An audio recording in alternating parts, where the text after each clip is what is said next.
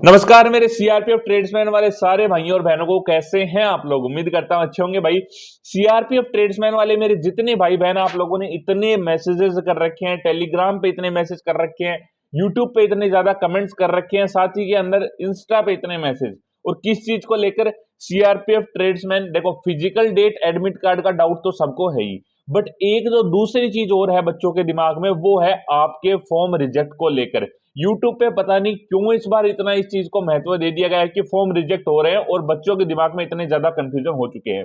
देखो, form reject होंगे, बिल्कुल होंगे, बट बिल्कुल बहुत माइनर चांसेस में रिजेक्ट होंगे। सबके फॉर्म रिजेक्ट नहीं होने वाले। किस किस के होंगे वो आज की वीडियो में बात करेंगे।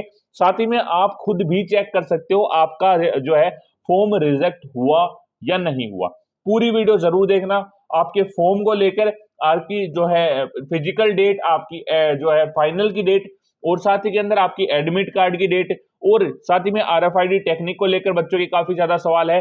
टोटल चीजें इस वीडियो में क्लियर करेंगे सारे भाई। सबसे पहले एक बार कर दो चैनल को सब्सक्राइब, बेल नोटिफिकेशन ऑन कर लेना, क्योंकि इस चैनल के ऊपर आप लोगों को सारी अपडेट्स मिलती रहती हैं सीआरपीएफ ट्रेड्समैन से रिलेटेड। साथ ही में अपना टेलीग्राम चैनल का लिंक है कमेंट सेक्शन में, वो जरूर ज्वाइन कर लेना, क्योंकि सीआरपीएफ ट्रेड्समैन से रिलेटेड जितनी भी अपडेट्स होती हैं, जितने नोटिसेस आते हैं, जो कुछ भी होता है, आपको सीआरपीएफ ट्रेड्समैन वाली सारी भर्तियों की अपडेट्स है वो अपने टेलीग्राम के ऊपर मिलती हैं। बाकी पूरी वीडियोस, सारे डाउट्स आप लोगों के क्लियर हैं वो इस चैनल के ऊपर होते ही हैं। आप कमेंट सेक्शन में कुछ भी कमेंट करते हो, हर एक भाई का कमेंट पढ़ता हूं, उसका जवाब भी मैं बिल्कुल देता हूं, ठीक है। और जिसका नहीं दे पाता, उसका अगली जो वीडियो है उसके अंदर मैं पूरा वो डाउट्स क्लियर करने की पूरी कोशिश करता हूं, जैसे आज की वीडियो में कर रहा हूं मैं। मेरे को जितने कमेंट्स आप लोगों ने किए मैंने सारे पढ़े, उसके बाद में मैं ये वीडियो आप लोगों की बना रहा हूं। साथ ही के अंदर आज की वीडियो इतनी क्लियर होने वाली है, इतने क्रिस्टल क्लियर तरीके से आप लोगों को बताने वाला हूं, सारे डाउट्स आप लोगों के क्लियर हो जाने वाले हैं। साथ ही में एक डाउट बच्चों के और भी है कि भैया वैकेंसी इंक्रीज को लेकर क्या कुछ चीजें वो चल रही हैं, और कितनी इस बात के अंदर सच्चाई है कि हमारी वैकेंसीज इंक्रीज होंगी या नहीं होंगी। देखो, वैकेंसी इंक्रीज को लेकर जो चीजें चल रही हैं उसके ऊपर भी मैं आप लोगों से बात करने वाला हूं, क्या कुछ चीजें रहने वाली है, ठीक है। चैनल को कर लेना सब्सक्राइब, बेल नोटिफिकेशन ऑन जरूर जरूर कर देना सारे भाई। और सारे जितने भाई देख रहे टेलीग्राम चैनल ज्वाइन करके अपने कमेंट में जो है अपने डाउट्स है वो आप जरूर पूछ सकते हो, ठीक है। अब शुरुआत करते हैं अपनी वीडियो की। वीडियो शुरुआत करने से पहले एक चीज और भाई, जो भाई फिजिकल की तैयारी कर रहे हैं उनके लिए एक डील लेके आ चुका हूं। वीडियो के यहाँ पे आपको जो है एक शूज वगैरह दिखाई दे रहे होंगे, जो भाई फिजिकल कर रहे हैं उनके लिए खासकर यही। जिस भाई को शूज वगैरह चाहिए फिजिकल के लिए, तो उनके लिए अच्छी सेल चल रही है। प्यूमा, सेगा, एशियन, एब्रो, सारे कंपनी के शूज मैंने लिस्ट कर रखे हैं यहाँ पे टेक प्रोडक्ट्स से, क्योंकि काफी भाई पूछते हैं भैया फिजिकल के लिए बेस्ट शूज कौन से होंगे। देखो, एक दो मैंने पर्सनली इनमें से यूज कर रखे हैं, तो वो भी मैंने लिस्ट कर रखे हैं। बाकी मैंने स्पेसिफिकेशन जिनकी बढ़िया लगी, कंपनी के सारे शूज हैं। और देखो, 1000-1200 की रेंज से शूज है वो स्टार्ट है, ठीक है। कंपनी के शूज नहीं होते हैं, बट यहाँ पे डिस्काउंटेड प्राइस है। और बाकी अपर रेंज के भी हैं, तो वो तो आप अपनी जो है बजट के हिसाब से ले सकते हैं। बाकी जिस भाई को भी लेना है एक बार चेकआउट है वो जरूर कर लेना। अब शुरुआत करते हैं अपनी वीडियो की। देखो, सबसे पहले अगर मैं लेके चलूं, सबसे पहला सवाल जो बच्चों का है वो है वैकेंसी इंक्रीज को लेकर। वैकेंसी इंक्रीज को लेकर भैया क्या कुछ चीजें वो चल रही हैं, और क्या कुछ मार्केट में न्यूज आ रही है जो आप लोगों तक पहुंच रही है, क्या वो सही है या नहीं है। देखो, 1 जनवरी 2026 की एक रिपोर्ट आती है जो कि मिनिस्ट्री ऑफ अफेयर्स को पेश की जाती है, जिसका मैंने आप लोगों को टेलीग्राम के ऊपर नोटिस भी दे रखा था, ठीक है। उसके अंदर क्या होता है, श्री सुरजेवाला की जो रिपोर्ट है वो उसके अंदर थी। और उसके अंदर क्या था, जो है क्या बताया गया था, उसके अंदर लगभग आपकी पोस्ट बताई गई थी, इतनी पोस्ट आप लोगों को खाली, और लगभग 23,000 पोस्ट आपकी सीआरपीएफ या सीआईएसएफ के अंदर खाली थी, जिनको मिनिस्ट्री ऑफ अफेयर्स ने कहा गया था कि इनको जल्द से जल्द पूरा किया जाए, ठीक है। अब उसके बाद में आपका अभी जुलाई चल रहा है, मतलब वो रिपोर्ट कब की थी, 1 जनवरी 2026 से पहले की, क्योंकि उस दिन तो वो डाटा आया था। तो उसके बाद में लगभग अभी 7वां महीना आप लोगों का चल रहा है, तो 7 महीने आप लोगों के कंप्लीट हो चुके हैं। तो 7 महीने के अंदर क्या हुआ, आप लोगों की जो है 7 महीने कंप्लीट होने के बाद में जो है आप लोगों के पोस्ट है वो भी कहीं ना कहीं इंक्रीज हुई है अभी, क्योंकि इतना टाइम जब लग गया, इसमें रिटायरमेंट्स भी काफी ज्यादा होते हैं, और भी काफी चीजें होते हैं, प्रमोशन होते हैं, नीचे वाली पोस्ट खाली होती है, ठीक है। तो कहीं ना कहीं अगर हम मान के चले ये सारी पोस्ट को हटा भी दे, जो मिनिस्ट्री ऑफ अफेयर्स ने कहा है कि ये पोस्ट आप लोगों की जो वैकेंट है उनको बढ़ाओ आप, तो एक साफ ऑप्शन आप लोगों के पास मिल सकता है, क्योंकि अभी आपकी जो है 19 मई के बाद में कोई भी अपडेट्स नहीं आई है, भर्ती बहुत ज्यादा आगे नहीं बढ़ी अभी तक, तो बहुत ज्यादा चांसेस हैं कि वैकेंसी आप लोगों की इंक्रीज हो सकती है। बट भाई चांसेस इस चीज के भी हैं कि वैकेंसी इंक्रीज होने में टाइम बहुत ज्यादा लग जाए और आप लोग फिजिकल ना करो, ठीक है। तो ये चीज बिल्कुल मत करना। बाकी अगर वैकेंसी इंक्रीज को लेकर इतनी ही न्यूज थी, अगर कोई भी न्यूज और आती है वैकेंसी इंक्रीज को लेकर तो आप लोगों को मैं टेलीग्राम पे जरूर बताने वाला हूं।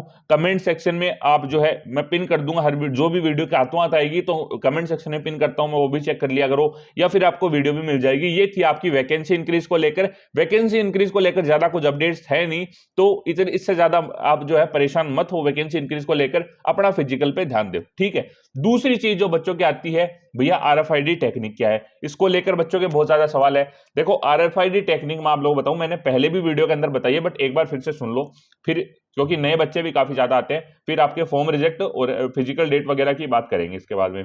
अगर मैं बात करूं आरएफआईडी टेक्निक की, फॉर एग्जांपल अगर हम बात करें कुछ भी आरएफआईडी टेक्निक, जैसे ये आप लोगों की मैं समझाना चाहूं आप लोगों को, ये आप लोगों की चिप है आरएफआईडी की, ठीक है। आरएफआईडी की ऐसी एक कुछ चिप होती है जो आपके शूज में अटैच हो जाती है, एक शूज में अटैच होती है ये चीज।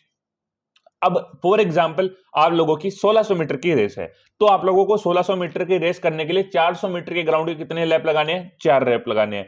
तो जैसे ही आपको, ये आपका स्टार्टिंग पॉइंट है और आप ये देखो ये पीछे है कहीं ना कहीं इसके, और अगर आप जैसे आपके शूज में लगे आपको 4 लैप करने हैं, मतलब ऐसे आप लोगों को 4 लैप्स इसके करने हैं पूरे। तो आप लोगों को क्या करना होगा, जैसे ही आपके शूज में आप पहला लैप यहां पे क्रॉस करते हो, इस पहले लैप को यहां से जैसे ही इसके आगे जाते हो तो आप लोगों का यहाँ पे टाइमिंग शुरुआत हो जाता है। अब आपने एक लैप किया, एक आपने 2 लैप किए, ये आपने 3 लैप किए, और ये आपने चौथा लैप करके यहां पे जैसे ही आप पहुंचोगे फिनिश लाइन के ऊपर, इसके अंदर ऑटोमेटिक जो है 4 लैप कन्वर्ट होने के बाद में जो टाइमिंग है वो रुक जाती है। अब क्या होगा इसके अंदर, जो टाइमिंग इसके अंदर रुकी है, अगर वो मान लीजिए 1600 मीटर के लिए आपको 6.5 मिनट मिली है, अगर आपने 6 मिनट 31 सेकंड भी किया, 6 मिनट 30 सेकंड 12-15 मिली सेकंड भी आप लोगों ने की, तो आप लोगों का आउट किया जा सकता है। और आरएफआईडी का मेन रोल यही है।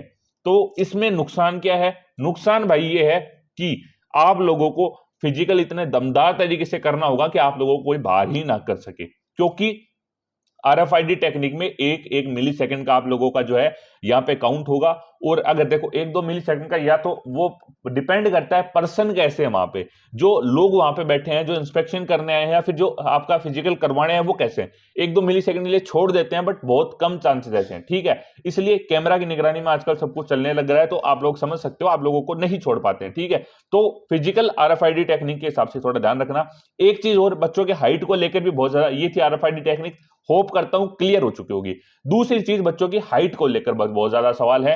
हाइट भैया मेरे तो 169 ही है, मैंने फॉर्म भर दिया 170 मान के, क्या मेरे को आउट कर दिया जाएगा। देखो आपकी जो हाइट है, बाकी जो भर्तियां होती हैं अभी तक जिनके अंदर मापा जाता था, अभी तो लगभग सब में लागू हो गया है, वो थी आपकी एक फंटा लग के दे था, उसके अंदर आप लोगों की फिक्स हाइट होती थी, उससे कम हो तो आप लोगों को निकाल दिया जाता था। मतलब उसमें अगर पॉइंट इंचेस में है तो पता भी नहीं चलता था। बट इस बार क्या है, सीआरपीएफ में खासकर क्या कर दिया, आप लोगों को इलेक्ट्रॉनिक मीटर हो गया। इलेक्ट्रॉनिक मीटर मतलब लेजर बीम से आप लोगों की जो है हाइट वो माप दी जाएगी। इलेक्ट्रॉनिक मीटर में अगर आप आते हो तो भाई देखो, काफी जगह यूट्यूब पे मैंने देखा है कि 169 है, छोड़ दो अपना फिजिकल मत करना। देखो फॉर्म आप लोगों ने भरी दिया है, फिजिकल आप लोग कर रहे हो, इसका मतलब आप लोगों की एज अभी है, मतलब एज अभी बाकी डिफेंस की जितनी भी है, सीआरपीएफ हो गया, एसएससीजीडी, सबके लिए आप एलिजिबल हो, तो भाई फिजिकल तो अपना करो। सबसे पहली चीज तो मैं आप लोगों को ये समझाना चाहता हूं, जितने मेरे भाई बहन है सारे फिजिकल तो कर देना, किसी की बातों में नहीं आना है, क्योंकि अगर आपके पास करते हो फिजिकल और भर्तियां हैं, इसका मतलब आप लोगों के पास तो आप फिजिकल कर रहे हो।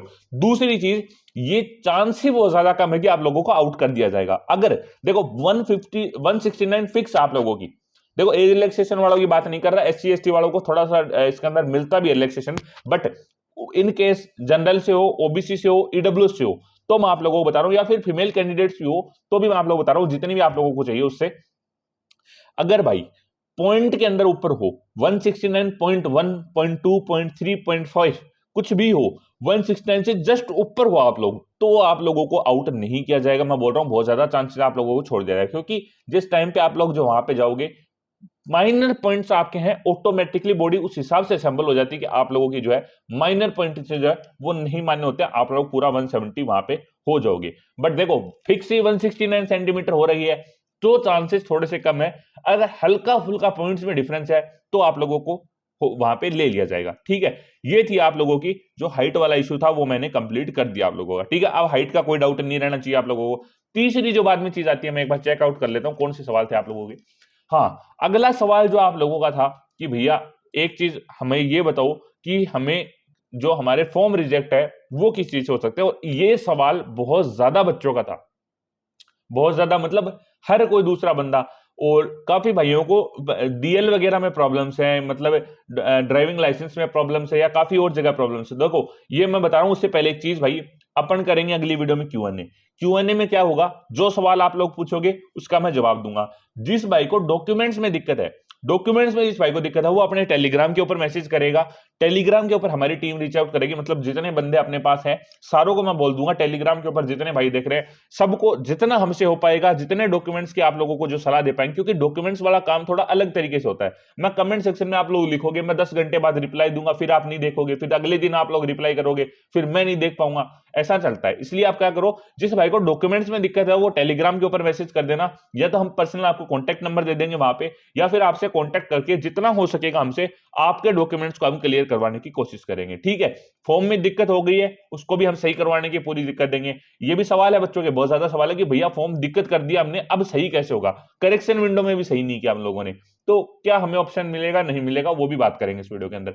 तो भाई जिसके डॉक्यूमेंट्स में अलग से दिक्कत है ना, वो अपने टेलीग्राम पे मैसेज करो, हर भाई को रिप्लाई देने की पूरी कोशिश करूंगा, जितना अपने से हो सकेगा मैं पूरा अपनी तरफ से 100% आप लोगों के लिए दूंगा।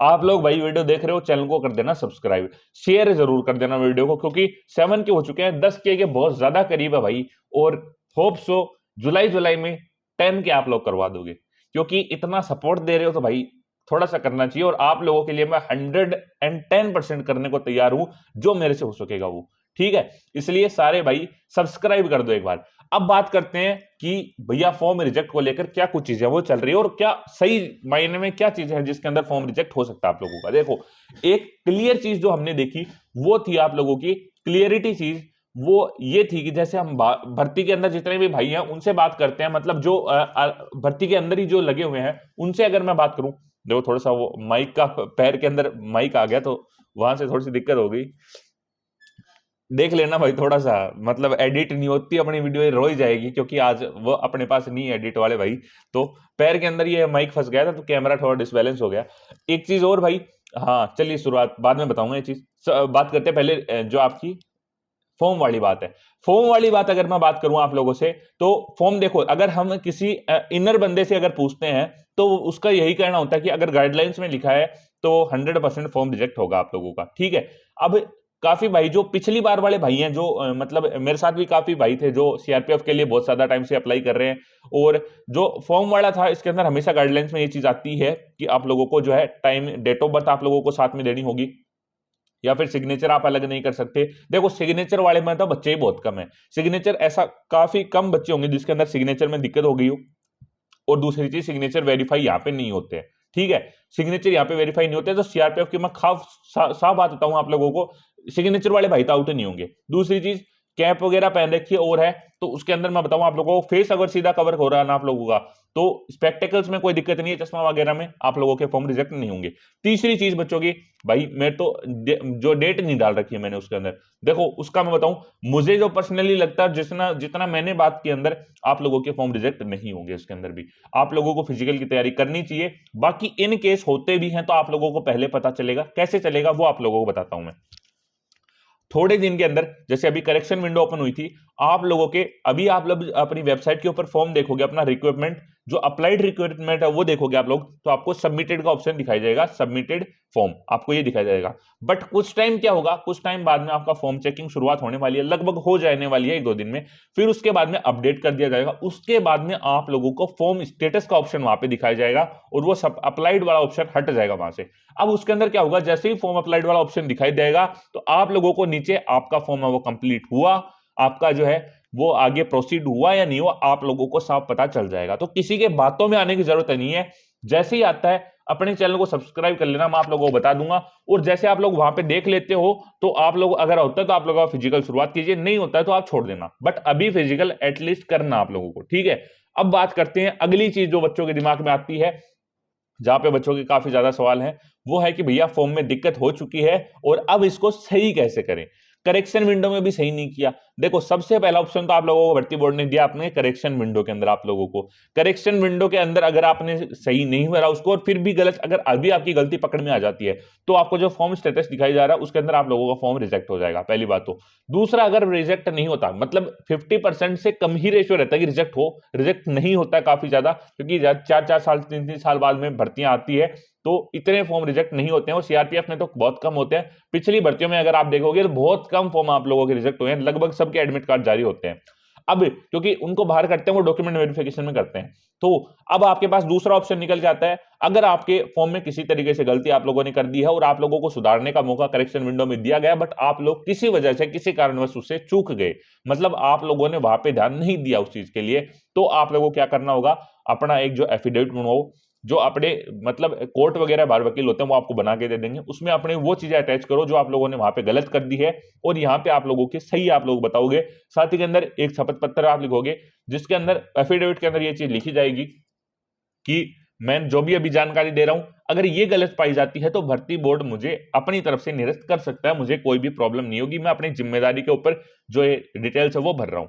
हालांकि ये चीज आप लोगों को जब फॉर्म भरी जाती है तब भी आप लोगों से पूछी जाती है, डिस्क्लेमर आप लोगों को तभी भी आता है, ठीक है, बट ध्यान नहीं देते भाई उस टाइम पे, करेक्शन विंडो भी खुलती है उसमें भी ध्यान नहीं देते, तो क्या ही बोर्ड करेगा उस चीज के अंदर। बट एक ऑप्शन आप लोगों के पास ये खुलता है जो डॉक्यूमेंट वेरिफिकेशन के टाइम पे हद से बहुत ज्यादा टाइम आप लोगों के जो है क्लियरिफिकेशन आप लोगों को मिल जाता है। तो ये आप लोगों के फॉर्म रिजेक्ट को लेकर जो चीजें थी वो मैंने क्लियर की हैं, बाकी फॉर्म स्टेटस का ऑप्शन आता है तो मैं आप लोगों को बता दूंगा। अब आखिरी चीज भाइयों के दिमाग में जो सवाल है, एडमिट कार्ड कब, फिजिकल कब।